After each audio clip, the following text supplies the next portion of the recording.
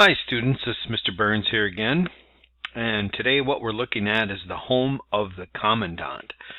So the commander of Fort Snelling and his family would live in this very, very nice home. This is also the oldest home in Minnesota, and it is one of the 4 original buildings that are on the site of Fort Snelling. Now the unfortunate thing is that we won't be able to go in this because they are repairing some water damage that has occurred in this building. You know, old buildings need a lot of upkeep. It is much nicer than the bunkhouses, which we're going to take a look at, and it is also heated better because it has fireplaces.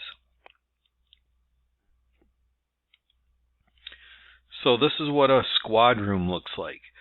There are 3 bunks and 12 men would sleep in them. So that means there are 2 men to a bunk. That would probably cause a lot of us to be squeamish in this day and age because you're probably going to sleep with a total stranger. There is no heat in the rooms. The Army wouldn't allow that because the cramped quarters, and if you had a log fall out of the fireplace, it could easily start a fire, and they feared that. So no heat, and then no food was also allowed in these bunks either, because if you allowed the men to eat in their bedrooms, you're going to have a rodent problem too. So those are 2 things that were banned. And again, I want to tell you that the men had to sleep 2 to a bunk, and they probably felt that this was okay because it was one of the few ways that they could stay warm in the wintertime. Here's the fort's second commander. He's going to be a president of the United States. He is from Louisiana, and he is Zachary Taylor. He's going to earn his fame in the Mexican War. So he's the second commander of the fort. He did not like his time there, and he was pretty happy when he was able to rotate out. The reason he did not like his time there was because of the cold. Now, Zachary Taylor also brings up another issue.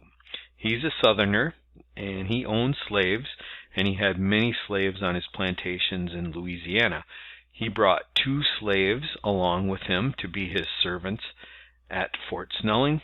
This was illegal, but until the Civil War, many slaves were brought by Southern officers to the fort. There's another tragic thing here. And most of these officers were paid an extra $5 a month to hire a servant, but Southern officers, when they brought the slaves, they would just pocket the $5 and keep it for themselves. Zachary Taylor's 2 slaves that he brought with him were named Glasgow and Jane. Alright, so that's a little bit about the first home at Fort Snelling, the home of the Commandant.